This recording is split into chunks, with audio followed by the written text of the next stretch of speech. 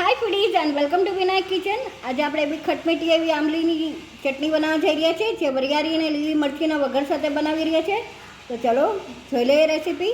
1 spoon આપણે તેલ લઈ લીધું છે પેનમાં, સ્લો ટુ મીડિયમ હીટ ઉપર। 1 ટીસ્પૂન આપણે એમાં તો આપણું તેલ આવી ગયું છે। આપણે 1 ટીસ્પૂન વરિયાળી એડ કરી દીધી છે। આ ચટણી બહુ જ સરસ લાગે છે। સમોસા, કચોરી, ડ્રાય નાસ્તા સાથે આ ચટણી વધારે સરસ લાગે છે। इवन તમે કોઈ બી ચાટમાં એડ કરી શકો છો। Very quick and easy. સાથે 2 લીલી મરચી છે, જે મેં ઊભી સ્પ્લિટ કરેલી છે, તીખી લીધી છે મેં। મિક્સ કરી દઈએ। હિંગ ઓપ્શનલ છે, તમારે એડ કરવી હોય તો આ સમયે તમે હિંગ એડ કરી શકો છો। હવે આપણે આમાં 100 ગ્રામ આંબલીનો પલ્પ એડ કરી દઈશું।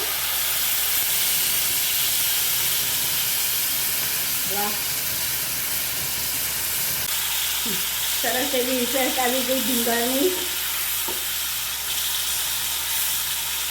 બસ આ સમયે આપણે એમાં 1/4 કપ પાણી એડ કરી દઈશું।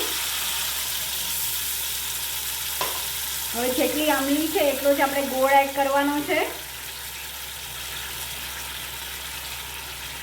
જેટલી આંબલી છે એટલો આપણે ગોળ એડ કરી દઈશું।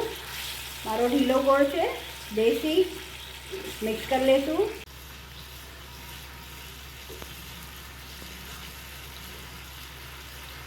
પ્રોપર મિક્સ કરી લેશું।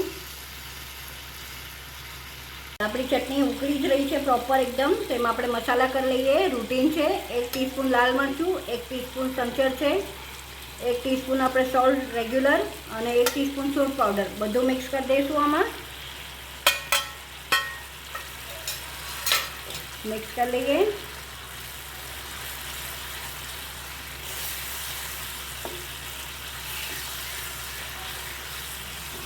હવે 3 ટીસ્પૂન આપણે ખાંડ એડ કરી દઈશું। આપણે રેગ્યુલર સ્પૂન છે। મિક્સ કરી લઈએ। તો તમે જોઈ શકો છો બધું એકરસ થઈ ગયું છે અને ઉકળી બી સારી ગઈ છે અને બહુ નથી। અને થિકનિંગ માટે આપણે કોઈ એમાં કોર્નફ્લોર કે એવું કાંઈ નથી એડ કરતા। તો રેડી છે આપણી ચટણી। તો ચલો સ્વિચ ઓફ કરી દઈએ। ઠરે એટલે આપણે સર્વ કરી દઈએ। તો સર્વ થઈને રેડી છે મારે લીલી મરચી અને વરિયાળી સાથે વઘાર કરેલી આંબલીની ચટણી, જે બહુ જ ખટમીઠી લાગે છે। ચાટ સાથે, બધા ચાટ સાથે જાય છે। સ્પેશિયલી ડ્રાય ચાટ સાથે વધારે સરસ લાગે છે। આઈ વિશ તમને મારી આ રેસીપી ગમી હશે। જો ગમી હોય તો લાઇક, શેર અને સબસ્ક્રાઈબ કરવાનું ન ભૂલતા। આવી જ રેસીપી સાથે આપણે ફરીથી મળતા રહીશું। Till then by, take care.